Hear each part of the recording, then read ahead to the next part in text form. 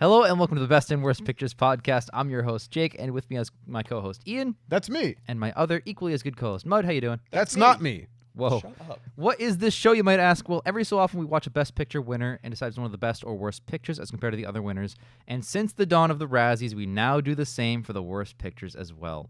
This week we're discussing the, damn it, I didn't have it ready, 53rd Best Picture winner ever, which is, of course, the hit classic film Ordinary People. And to start us off, Mud has collected some fun facts, which Ian and I have not heard at time. So, Mud, take it away. Thank you, Jake. So, Ordinary People was released on September 19th, 1980, and is a runtime of 124 minutes.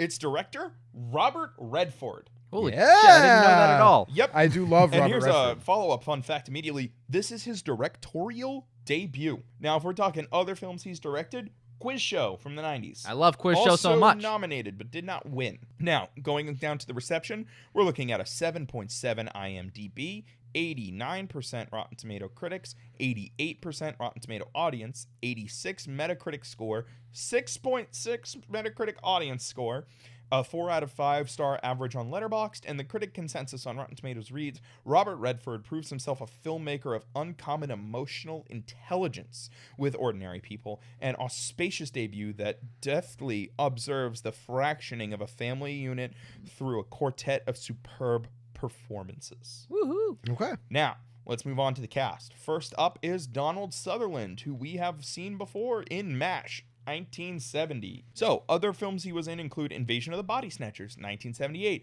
6 Degrees of Separation, 1993, and the Hunger Games series. He was President Snow. Oh. He was also, fun fact, the father of Kiefer Sutherland, the Yep. guy from 24. Mm-hmm. Next up is our lead actress, Mary Tyler Moore. Okay.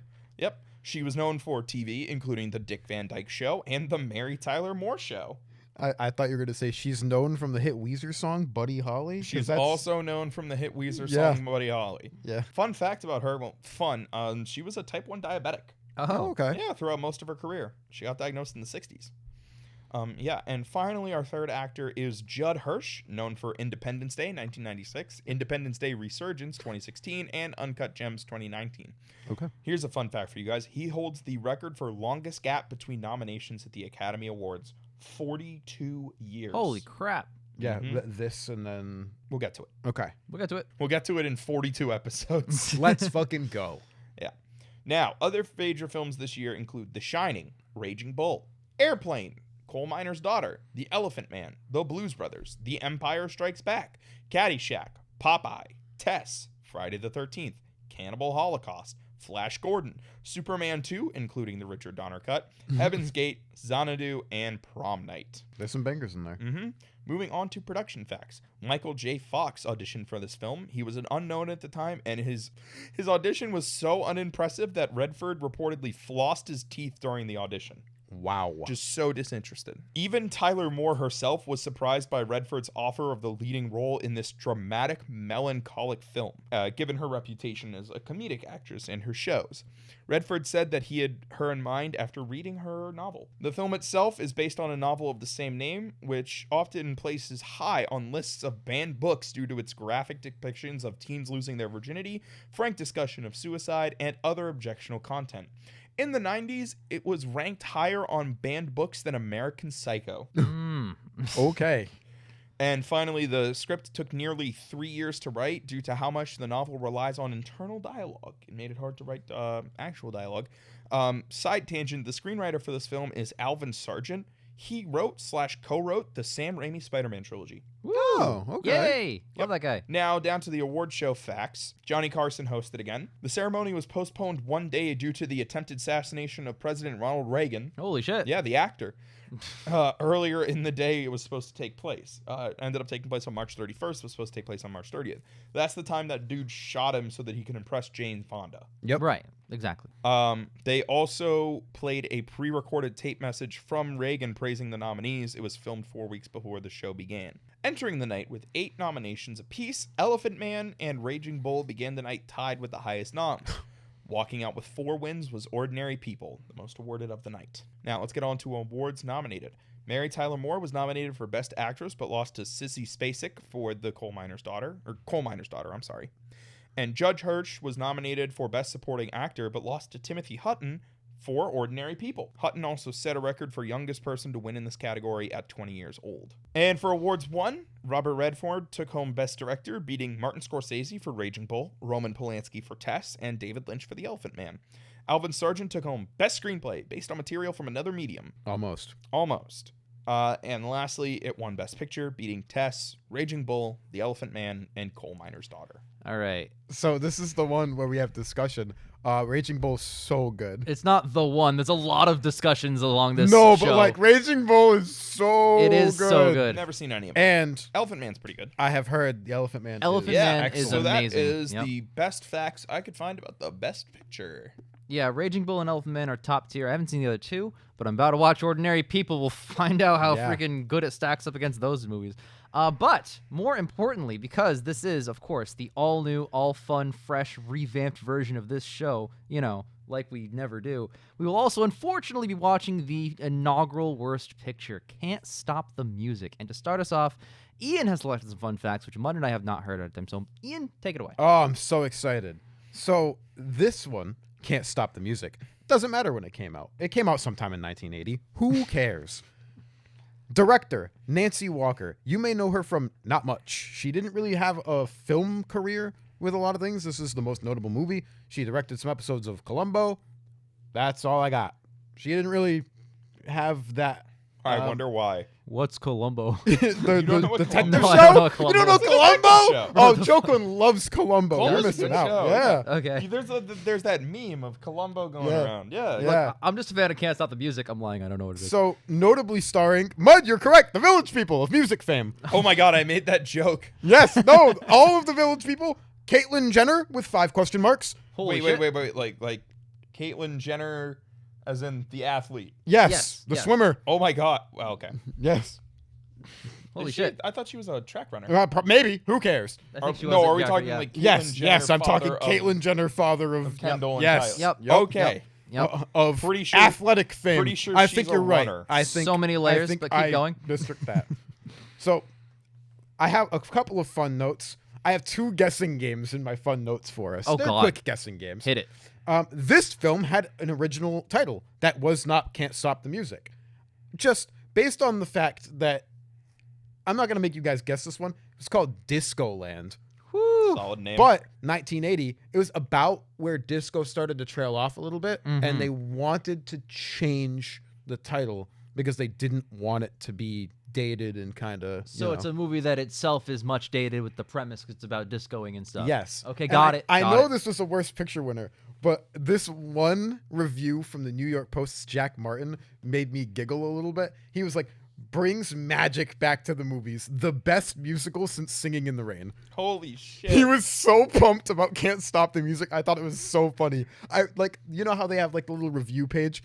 I looked through some of the reviews. I'm like, negative, negative, negative. This guy loves this shit so much. Love that guy.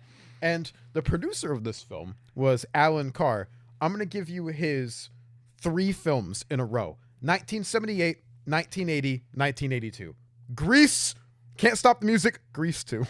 Oh, fell off hard. What a trilogy. And this is my one guessing game. Baskin Robbins ice cream had a promotional flavor for this film. Please guess what the title is. Can't Stop the Hunka Fudge.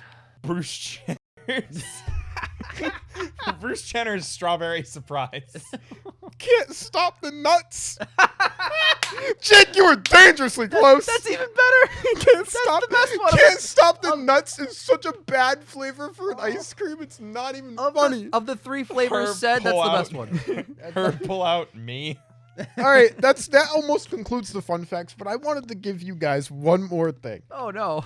The list of the films this beat for Worst Picture. Yes. Mud mentioned 2 of them in notable films. No way. Cruising, The Formula, The Jazz Singer, The Nude Bomb, Raise the Titanic, Saturn III, Windows. And 2 films Mud mentioned, Xanadu, Yep. The Friday the 13th. It makes sense. Yep. Really? People The didn't like first it. one. At the time. people didn't Yes. like it, People thought it was cheesy, schlocky garbage. I still think that. yeah. It's still kind of. Yeah, but I considering know- the status that it has now, Like, it's wild to think that in the time period. This could be its own show. I could talk a lot about this, but the status, I think, is mostly due to the sequels. He's not even really Jason in that movie. You're He's right. not truly Jason in that movie. Yeah. It's his mom, right? Yeah, the Yes. third one, I think he gets the mask. So that's a It's whole thing. 2 or 3. Yeah. Yeah. My favorite's Jason X. Now, Isn't that That's the one not where true. He goes to space. that's the one where he goes to space and gets stopped by VR sex and fun. Yeah, That movie's so bad. It's great. that's a funny one. That should Yeah. have won worst. That Should've won. is my fun facts for Can't Stop the Music. Okay. That was a lot more fun, I guess. I liked the game. I liked the nuts. They can't stop the nuts. And now we can't stop the music We because we're cannot going to watch the film. We're about to not So hit stop on the We will music. be back with the review of the best picture, and then tomorrow there will be a commentary on The worst. yeah. Yep. So look out for that. Here pictures we go. So we just watched Ordinary People. How do we feel? Very good. Very Um, good. I feel good. Doodle doodle doodle do. I knew because that I would. should. Yeah. Yeah. Wow. Yeah, it was pretty great. I don't think we have a lot of notes between us. We have a lot to I have say. a lot to say. I don't know if I have a lot. Yeah. I was worried going into this movie because the last film we watched for this show, I don't know if you guys remember this. The last show we watched was last film we watched for this show was Kramer versus Kramer, It was. which is also about like the trials of a family, Yes. a 3-person family, Mm-hmm. a 3-person family where the youngest is a son. Mm-hmm.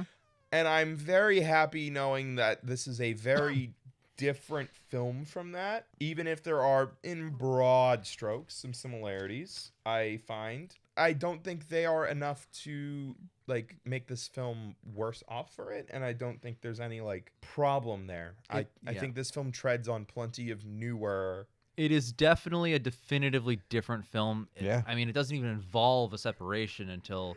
Well, we're talking about end. spoilers, but like the very end of the film, the last like 5 or 10 minutes is when the thought occurs to separate. But you know, it's really not there's- about There's that. definitely that, like, colder angle from the mother. Mm-hmm. In the same way there is in Kramer versus Kramer, but I really enjoyed myself. I thought this was a well acted, smartly written film. Yeah. The screenplay I think does a lot of the work there. Yes. Oh, for sure. Because Yeah.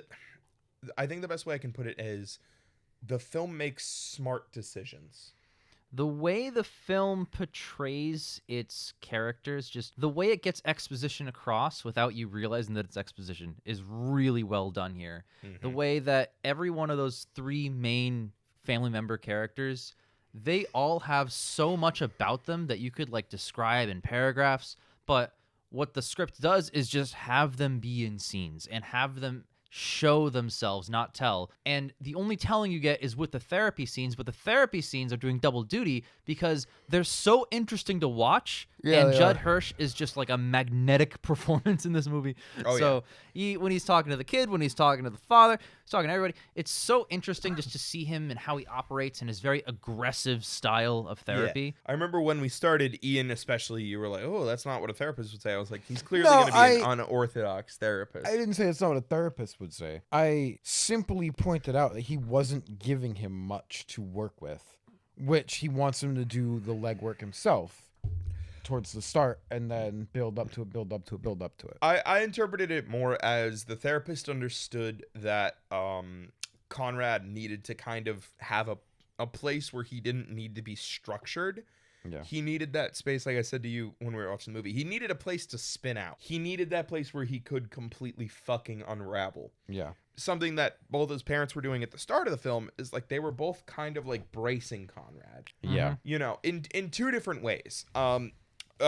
Donald Sutherland's character, Calvin, was bracing in a very coddling way. Like, do you need anything? Let's talk. Like, don't worry, I'm right here. Yep. You know, and his mother, Beth, played by Mary Tyler Moore, was more in like a rigid way. Just go back to what you were doing. Don't look left or right. You know, just like keep your head straight. Don't turn around. She put on the blinders. Put on blinders. Yeah. Yep. And both of them meant well in their own way, but neither of them were doing what Conrad needed, which was Conrad needed somewhere where he could just flail. Yep. Because he needed that. He needed to freak out. He needed to feel feelings, and his mother controlled the household Yes. and didn't do that. His dad very open to it. I felt like the entire time, basically, because he was the one who told him doctor, and his mother was obviously against Dude, that. I got and a everything. million thoughts on Donald Sutherland's character.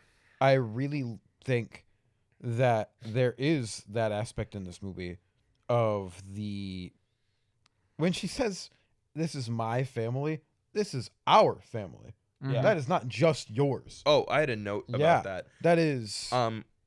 Sorry, you finish your thought. That is basically the point of the movie, where you understand not where all of the problem was, but where the emotion eating and rigidity and negative connotation all comes from. It's a societal thing, especially in the 80s, and it still has its negative connotations now with some people. Therapy and going to, what do you need that much help for? There's still negative connotation to it, but especially back in like the 70s and 80s, it brings that whole societal element. It brings that whole, it was still like only the crazies go see shrinks. It really ties in the societal standard, and kind of that's where the play and the crux of the film, like the theming and the messaging, comes in. What I found interesting, to build on your point about Beth saying like my family, this, that, and the other thing, when early in the film, Beth and Calvin attend a party, and Calvin very openly speaks to another woman about the fact that Conrad is seeing a psychiatrist, and Beth comes over and kind of breaks it up. And the angle Beth takes on why she like kind of came over and did that is a privacy thing. But what she says is our privacy, the family's privacy, not Conrad's privacy. Mm-hmm. Not the angle of, hey, you're telling people stuff about our son that he might not be comfortable in sharing. It's, I am uncomfortable that this is going on. It's, I'm uncomfortable with the fact that this knowledge is being spread about my family. There's so much there in terms of optics, which could probably be like the North Star of what she cares about. Yeah, it's she just wants to present as normal. Yeah, present as normal, and that bleeding through to real life, she wants to just be normal, and she feels like if she could just keep pretending that everything is totally fine, that the family will just kind of go along with that. Yeah. And there's so many like aspects. Like I'll be honest, I know people like that. Like I know people. I also know people like that. When a family loses somebody, and it's horrible to see, and it's a terrible thing, but there are always people that lean in really emotionally and just become a wreck for a long time and need time to grieve. And then there are people that just like, they don't really cry much. They kind of move on. They just pretend like everything's normal. And sometimes that builds up inside of them. Sometimes they're just not that type of person that does that. Like, everyone's a little bit different. With her, though, she's prioritizing that aspect over the mental well-being of her other child. And that's where the confliction comes in. And her husband's to a degree as well. Yeah, to an extent her husband too, because he obviously cares deeply, as we see in the final scene when he's talking to his son.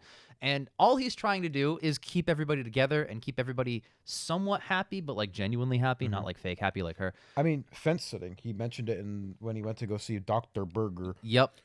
Oh, man, that scene was so good.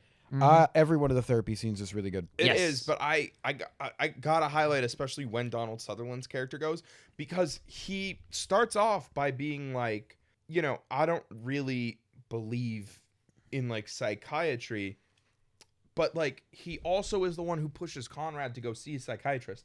And it's great for the characterization of Donald Sutherland's character, because you're right, he is the glue trying to hold his family together. He's not prioritizing his own ego in this moment, because he knows he doesn't know best. And I can't stress how much I love Donald Sutherland's character in this movie. Yeah, really good. And I think it's an absolute crime that he wasn't even nominated for an acting award. I know. Yeah, I know. that's not great. Like Timothy Hutton, who plays the son, Mary Tyler Moore, and John Hirsch, all four of them.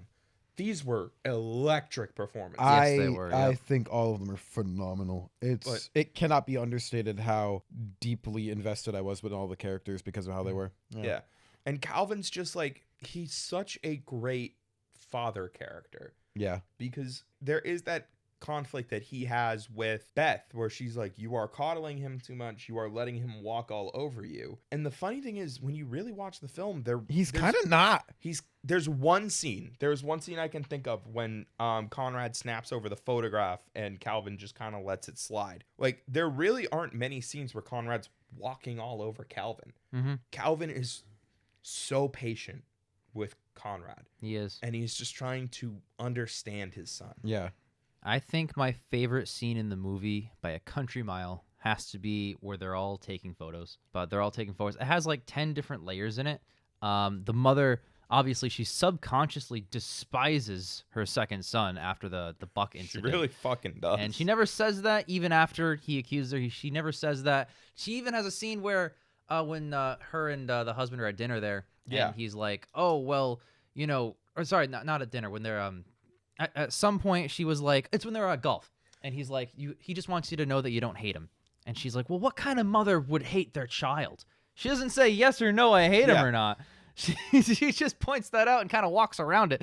It's But the same way later on when he's like, I don't know if you love me anymore. She responds with, I felt the way I've always felt about you. It's like, that's not the answer. That's not an answer. yeah. You sidestep the question. It- That was that's a, the same that's a energy. politician answer right there. That's the same energy, exactly it. Where like maybe to an extent she hasn't even admitted to herself that she hates him. Mary Tyler Moore with her debate answers. Yeah, I think on some level she's not even being honest with herself that she hates him. No, she's not. And I think that's clear in the scene where she starts to pack, and that's the closest she comes to crying in the entire film. But what I love about Beth is you can see, I'm not going to say it's not her fault, because It's you can grow past your own worst impulses, but you can see where she gets it from, because in that camera scene you were talking about, they're visiting Beth's parents, and then Beth goes off to make her husband a sandwich because it's the 80s. And she drops a plate and it breaks in half. And I love that scene because the first thing she says is, I think it can still be fixed. Referring to the plate. Again, Yep. layers. And then her and her mother start talking. And Beth opens up to her mom and says, oh, Conrad's seeing a psychiatrist.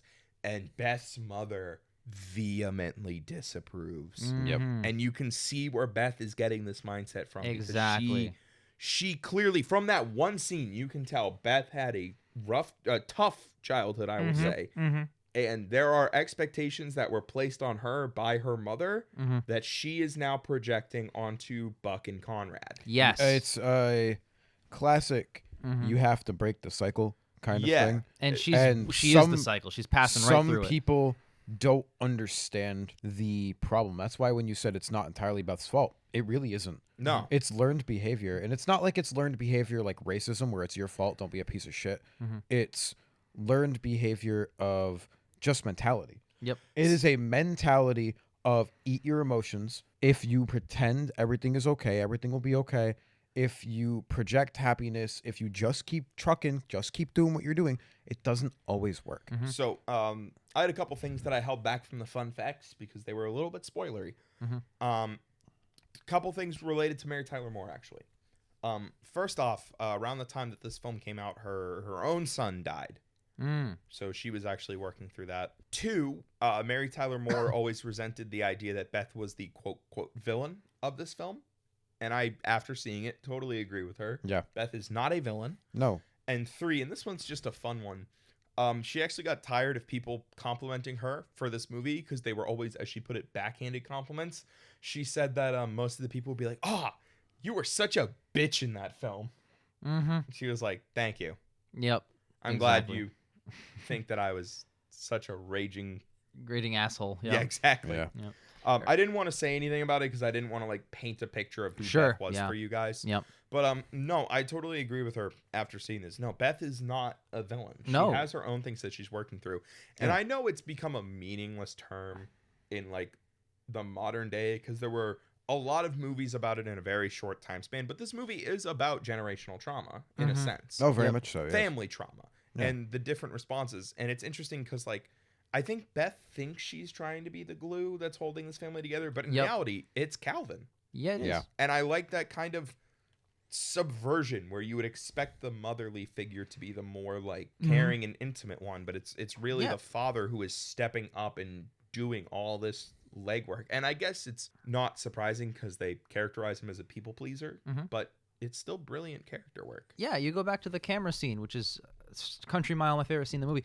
That scene, part of that scene is him saying, "I want to picture the two of you," and they're forced next to each other, and she despises being near him. She really did. The father is trying to keep those two together. just thematically that's happening through the literal lens of the camera. I think that's so interesting.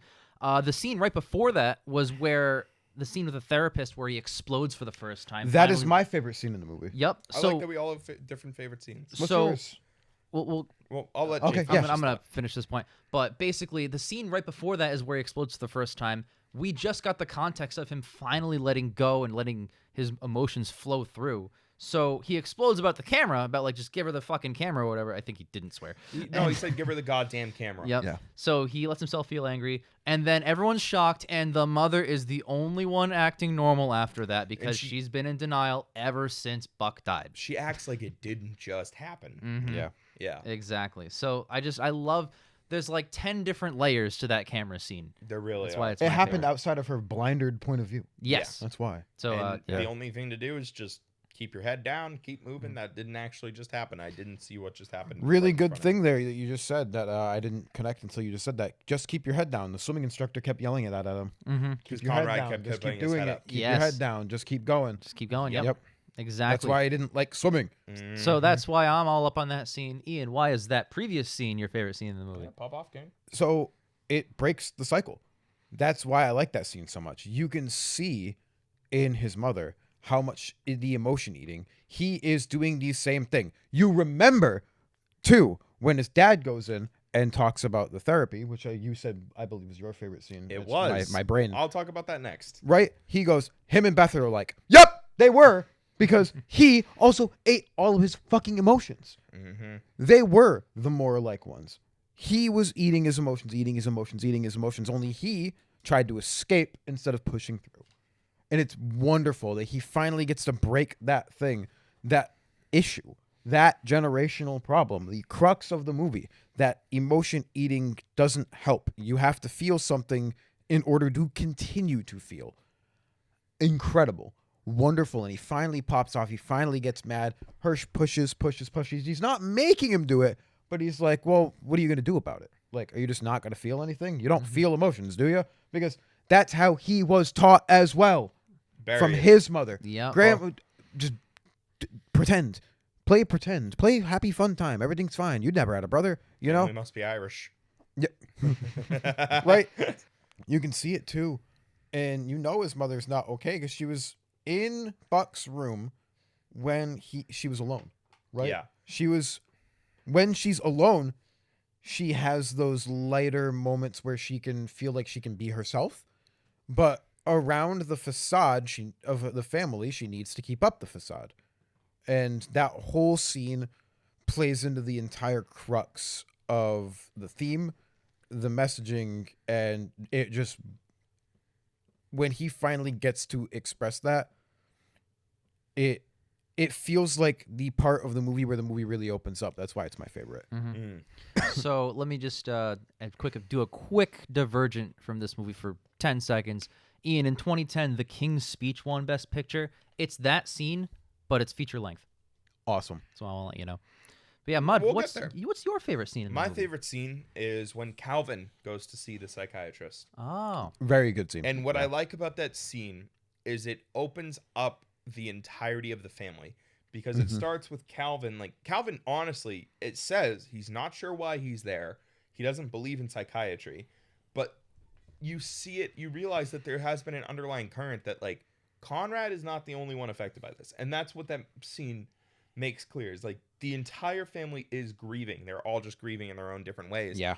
Conrad and Calvin are the only ones who are kind of trying to save themselves in a way. Mm-hmm. That's not to say that Beth doesn't want to be helped. It's just that she's too stubborn to go get the help. I don't think she wants to be helped, but She wants to be able to fix it herself. Yes, exactly. Because that's what she was taught. That's what she knows, is she is supposed to be able to handle this on her own. And the nice thing about Calvin is like Conrad goes there with the intention of seeking help, even if he isn't fully like open immediately with Dr. Berger. Yeah. But with Calvin goes there initially for Conrad, but he goes there after he himself kind of has like a mental moment where he's running and he has all these like thoughts and then he trips and he's like, what the hell was that? And he's trying to act like he's there under the guise of like, oh, well, I'm just trying to help my son. And then about like towards the end, Calvin says something like, "I don't think I'm here for him," and the psychiatrist goes, "No, you are not." Mm-hmm. And it's great because it also shows how great of a character Dr. Berger is, because He gets it. he reads these people the second they walk in the fucking room. He's Yep. just like, all right, I know where they need to be. Mm-hmm. Time to get them there. And I love therapy characters like that in films where it's just like they already know. And they have their practice. Like, even when the emergency was happening, where he needed to see him right away, he's like, no, wait till we're in the office. And he sits down, no, keep your coat on. Like, there's certain things like, these things need to be in order for you to reveal emotionally X, Y, and Z. And I love that we're just sitting here speculating. Like, for me, I was like, oh, well, this whatever event probably happened while he had his coat on. It might be easier for him to recall while he has it on. Like, I'm wondering what's the therapist's mentality on this stuff. But the fact that those like little character details that just make him so much more interesting to me. Like, instead of just being a character, just sit there and just read off a script. Like, there's things there that are so fascinating to think about. And I want to actually add to your point a little bit where it comes to, you weren't there for the family. You can't open up to him. You haven't been opening up to him. It's not until the mom leaves, and the instant the mother leaves, the father and son sit down and just pour their hearts out. Mostly the dad does, but they sit there and just share their emotions, and it ends with them just affirming their love for each other, and that's just so nice. Men after going to therapy once. Literally one time, boom. But like, I'm cured. I don't know. Like, I feel like it's there's a bit of commentary there when you remove Beth from the situation. Basically, the instant that she leaves, there you go. And she's not the villain, quote, quote, but she's definitely not the most positive she's an force. antagonistic force. She is not a positive force. I wouldn't even say she's an antagonistic force. She is just a a force. complication. yes. She is a force. Yeah. We agree that she's a force of some So kind. I have a confession to make for you fellas. She's like an EMP of positivity. I have a confession to make for you fellas. I've brought this up before. I took a film class called Fatherhood in Hollywood, my last semester of film school, because I finished first. I mentioned it last week when we were watching Kramer versus Kramer, I believe, last episode when we were watching Kramer versus Kramer. So the professor for that class, she had that policy of, I will drop your lowest grade at the end of the year, which by senior year means sweet, free 0, right? Yep. Week off. I remember this so distinctly. The week I took off in that class that I just actively chose to get a 0 was the week after Kramer versus Kramer, where we were supposed to watch Ordinary People. You missed out. I missed the fuck out. I would have popped off on that essay that I would have had to write. Yeah. Damn. Uh-huh. That's unfortunate. I picked the wrong week to skip because the week after that was The Wolf of Wall Street. I think that's really funny. It should be called Fatherhood in Hollywood, late 1970s Best Picture winners. Well, no, it was a spectrum. That just happened to have like a close back-to-back run. Yeah. Yeah. You know? This is kind of a Judas and the Black Messiah situation for me, where I'm like, why the fuck was Timothy Hutton up for Best Supporting? He's the lead. He's the lead. Yep. He is the lead actor in this film. Yeah. Wait, the kid was supporting? The kid was nominated for Fucking supporting. crazy, man. Yeah.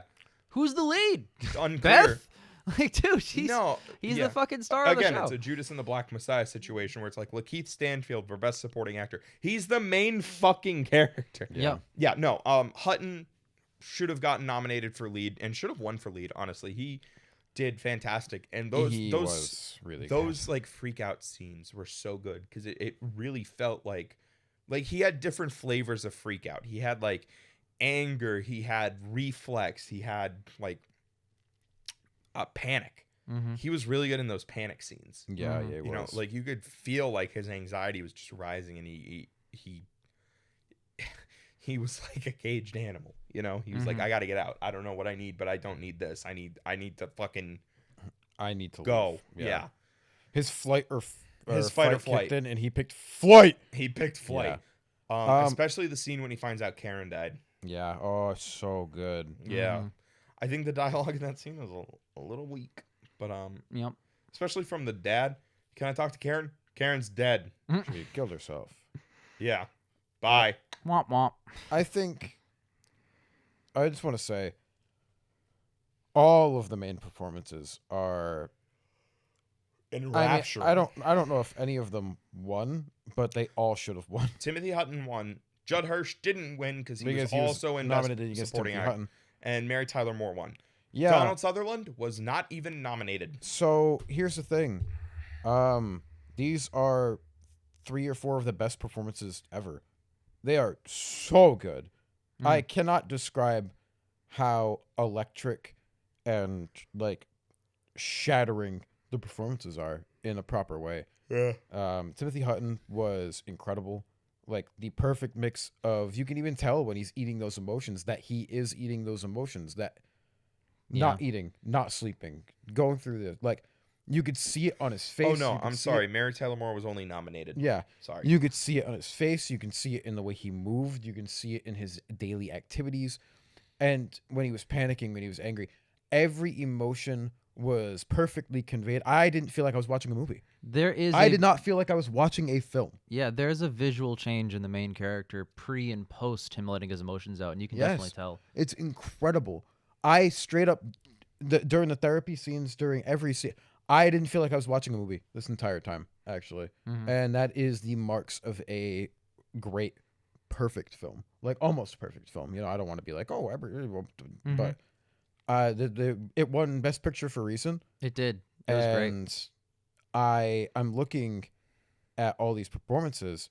Like, Donald Sutherland blew me out of the water. You can tell the complication that he feels between his wife and his son and his own duties to himself, too.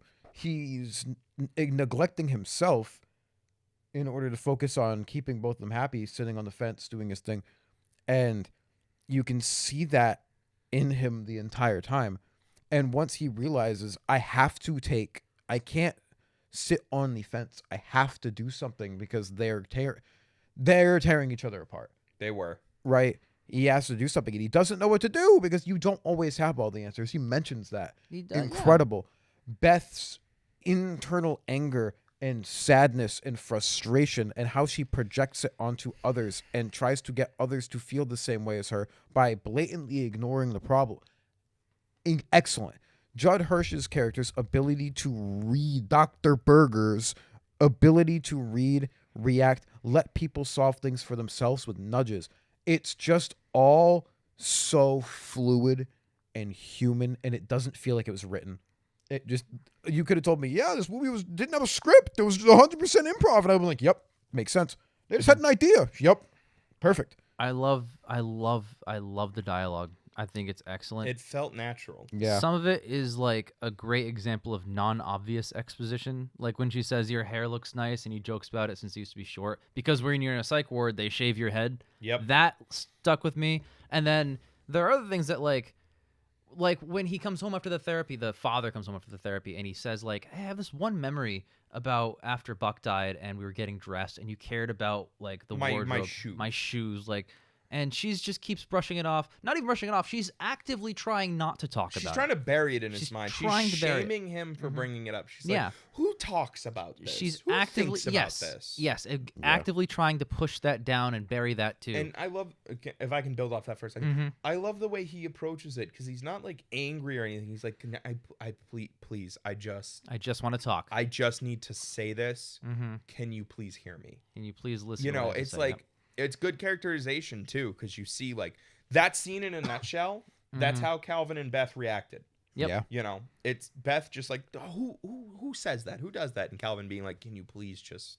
let me talk. Let me say this, because I need to say this. And the dialogue in this movie, I'm just going to keep harping on that real quick, because it's perfect. When he first calls Janine, and he's like, he goes through it, and she goes, all right, that sounded dumb. Start over. So funny. There's an excellent blend in this film. That's why it just feels such a, not a movie. This isn't a movie. It's just so good because it's so natural. They're awkward teenagers. What else I liked about Janine is like her presence actually felt needed in this film. Like there are a lot of films where there's just kind of an unnecessary romance, but like it's never anything like too non sequitur from the film. And it's good to see like how Conrad is still trying to like reach out to people and like he does it's a good expression of how he wants help and how he wants to feel something. And he goes to Janine because I mean Janine's kind of fucking weird.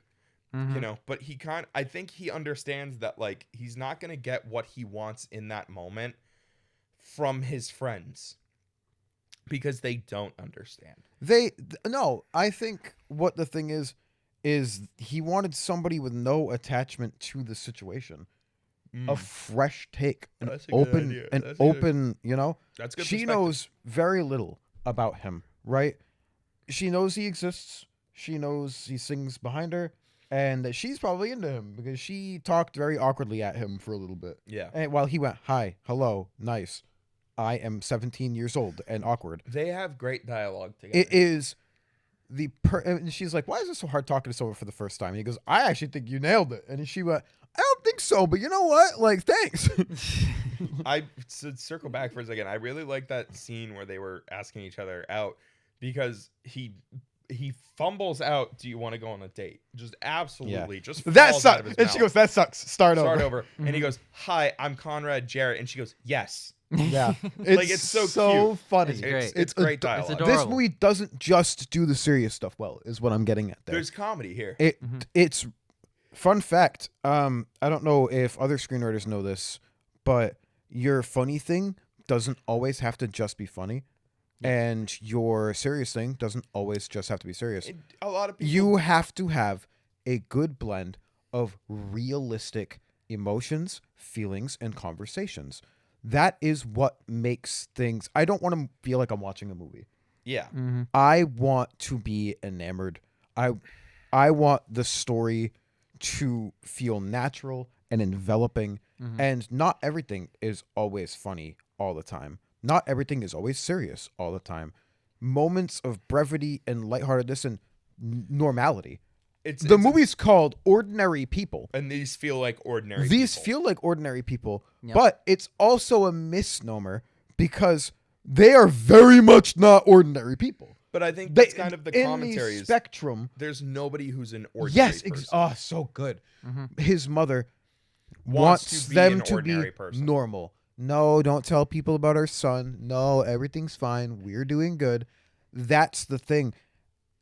Every part of this film is it's the perfect gift wrap. Yep.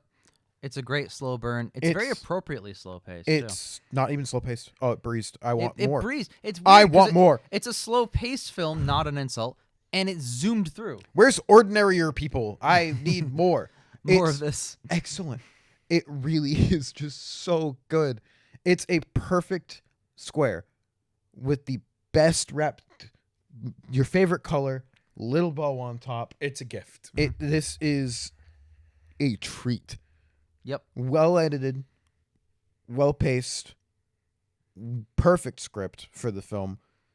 Themes nailed, modern themes as well because this is still evergreen themes. yes, things that don't get old. It doesn't date itself. It doesn't. Oh, you have to go to electroshock gay therapy. They still have that. That's still modern He themes. did go to electro. It's implied that he went to shock therapy. Yeah. which was funny. I Like- do also appreciate that like the whole like therapy angle is like kind of lost on our generation a little bit because like a fuck ton of us are in therapy and Yeah. openly discuss that. Yeah. It gets lost, but there's still a negative connotation and taboo from some people. No, there absolutely is. It's just I'm It's not not as- even it's like not trying as to like high, yeah. drag the film for it. I just found it funny that like this film had the stereotypical like, oh, he's in therapy. That Well, was if so common. if someone Yeah. tells me that they're in therapy, my first question is, "You can afford therapy?"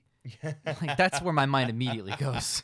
I think Also true. My point is like more people would have it if you could. No, I totally agree. It's just like, and it's used well in this film, like because like there are people who are like therapy, Especially the affluent people, like they're very rich. They look. oh yeah, they're from a very well-off family, the Yeah. the Jarretts. yeah. It's The Jarrett's the whitest named family in Yeah, all of right. Hollywood. But yeah, I only have like a couple notes left here because again we had a lot of things in our heads we wanted to get out. I like the realistic audio when they're at dinner in the other room. Even though the camera's looking right at them from the other room, their voices are so faint as the camera slowly gets closer.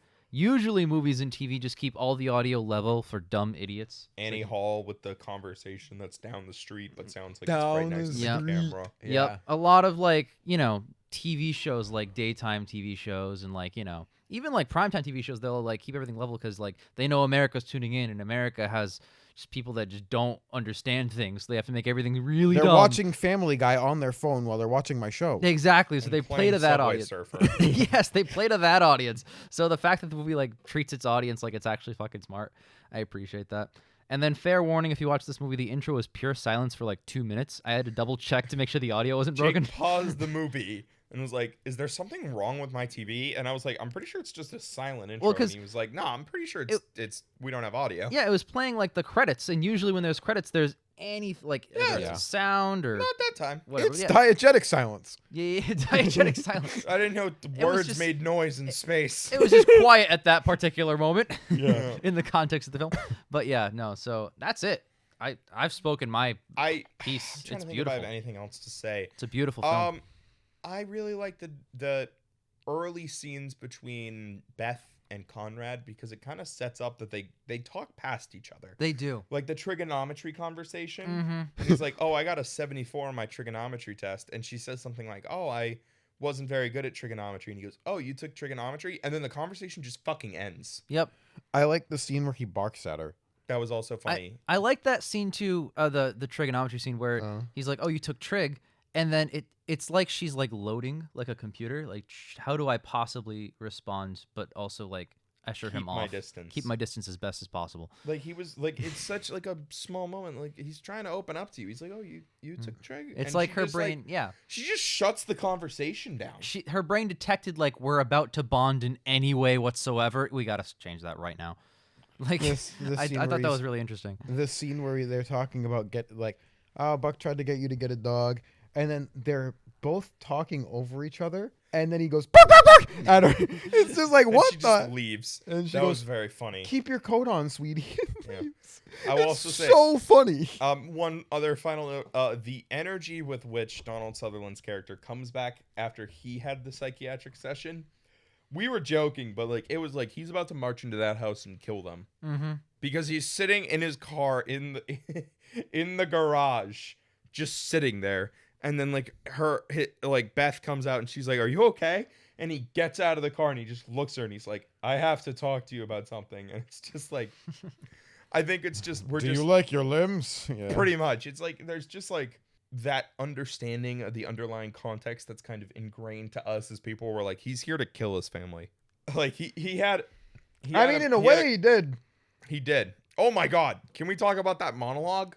Yeah. We didn't talk about the monologue. Mm-hmm. At the end of the movie, Calvin comes to the realization that if Beth is going to heal from this, she kind of needs to face some ugly truths herself, and then proceeds to verbally bury this woman alive. Yes. It was brutal. It was devastating. Mm-hmm. It was also the only scene of this movie I had seen beforehand, Same, so I yeah. thought he was the main character. It is one of the most devastating monologues I have ever heard, where he basically says to her, "You don't love me, you don't love our son. I think you are incapable of loving." Mm-hmm. And she just leaves. Yep. She says nothing. She says nothing, and you can see you finally see a scene with her where like her emotions are trying. She Hey, goes please let upstairs me to out. pack to leave, and she like starts to like shake because she's fighting off. She's Even when swallowing she- it. Even when she's alone, she can't let it out. She She was can't. swallowing it. She Berry, refuses. berry, berry. Faster, faster, faster. Mm-hmm. Don't think it, don't say it, don't feel it. Yep. Yep. And that's it. And we're done. And Where's the rug? That was the climax of the movie. Yeah. Mhm. Incredible. That was it. It was a beautiful climax too.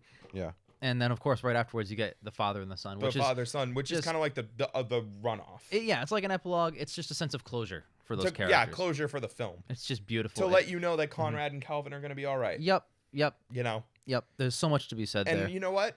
I do think Beth will eventually come back. I think she needs to go on a long journey, though. Really? Yeah. I don't know. I am rooting for her. I feel like she's not gonna let herself. I feel like she's stuck in that mentality just forever. I feel like she's going to go through a valley, but I feel like she'll come out stronger on the other side. Mary Tyler Moore fucking crushed it in this Oh, movie. yeah. Mm-hmm. She did, yeah. But yeah. All right. Well, I think I've said my piece. I've said my piece. I needed to sing my praise of that monologue. sure. I'm gonna give it a 9 out of 10. This is such a strong start to the 80s. I know we were going in a little trepidatious, like we were off mic. We were very worried about the 80s because there are a lot of movies we'd never heard of. well, that and we're just off the best picture decade. 70s was a run, dude. The 70s had 2 bad films. See, 3 bad films. Yeah. The 70s bad was films. 20% The Godfather. So like you can't fucking beat that decade. And here we are with Ordinary People finally. So yeah, finally we're here at Ordinary People, and man, that was way to hit the ground running. I'm really excited now for the 80s. Jake, I gotta ask you a question. Why do you hate Ordinary People? It's a 10. That's my score. That's your score. Ian? All right, so I'm torn because it might be the best one. Of the show. All right. Better than Hey, Godfather. high praise. As somebody who needs extensive therapy, this one hit me like really hard I'm sorry, I the didn't entire mean to laugh time. at No, it's that. funny. Don't It's worry. not. Mud, I- it's not your favorite one. Why do you hate it? Top 5. Shut up. Like- why do you hate it? I have it slated at 2 right now, but I genuinely think it feels the most. I already said it feels the most fluid and human, but it hits. It hits hard. It hits fast. It's a breeze. It's relatable. It's everything a film. It does every single thing that it tries to do, and it does it perfectly. I don't see any other way to judge it than that, where it has a theme, it has a message, it delivers it perfectly, it delivers it fluidly, it delivers it naturally, it delivers it with some of the best performances you've ever seen. It delivers it. Here's a silver platter of a 10-course, 30,000-star meal, and I don't see how I would even be able to fathom giving it anything under a 10. I really don't. I'm perplexed that you did not give it a 10, actually. It's because I hate it. Yeah, like No, if I you think it's excellent. stacked this up against, and I think we talked at the beginning of the show, this is better than Raging Bull. Are you fucking kidding me? What's the other one that it beat? Elephant Man. Alpha Man. Yeah, okay, no, it's the best one. Yeah. I know we gave a little bit of hoo at the beginning. It's the best film in 1980. It might be the best film of the entire 80s. Who knows? All I know is that I couldn't even begin to start putting this film in a category that didn't start with 9.9 or 10. Right. I slotted it. Oh man, I'm gonna get some slack. You're a for this. bitch. I'm a bitch, man. What is it? 7, 8, That's 11. Oh, Look, man, Kramer versus Kramer is higher. All Kramer right, versus look, Kramer is not as good as this. it's better than this. I Look, these are 2 excellent movies. yeah. let's you're meet in the middle comparing there. a 9 and a 10. Kramer versus Kramer. You are to this. comparing a 9 to 10. This is better than Kramer versus Kramer. I think Actually, hang on. this film just hits. 10.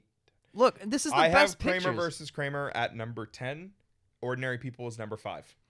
Look, these are the best pictures. These are the best. Yes, and this might be the best one. So like you're stocking up against the best alleged movies of each year because some aren't. Glad for this actually because this means that Ian, if you do decide to put Ordinary Pictures, oh my God, Ordinary People above The Godfather, we will all once again have a different worst and different best. Mm-hmm. I just can't begin. Like I said, this is a film that starts with a 9.9 or a 10. And What there's no. what started the 60s? Oh, The Apartment? I wasn't there. Yes, for that The episode. Apartment was the 60s. Okay. Oh, it's also so good. Fucking brilliant. Because I was just Now, thinking- Apartment's better than this. 'cause I remember Patton started the 70s, and that did not start on a good note. No, that was rough. That was But rough. I remember the 50s started on All About Eve. and Yeah. that shit was gas. Oh, that was pretty The good. 30s started on All Quiet on the Western Front, I want to say. I'm gonna get executed. All About Eve is number 10. 1 point for me higher than No, Ordinary that's a People. respectable That's- position for All About Eve. All About Eve was a banger. It was a banger. What was the 50s first one? What was 1950? All About Eve. Oh, right. Sorry. What was the 40s is what I meant to ask. I can find out right now. Rebecca? 1940 is Rebecca. Rebecca sucked. Mhm. Rebecca was the worst decade opener. All Quiet was 1930, by the way. So Fun. Quiet was a banger. Rebecca sucked. All About Eve was a banger. Apartment was a banger. Patton sucked. And now Ordinary People was a banger. Ordinary People was Yeah. absolutely a banger. So Patton's the odd man out. I'm just having. Rebecca. Rebecca's Rebecca really is odd man worse out. than Pat. Oh, Rebecca's so much worse than Pat.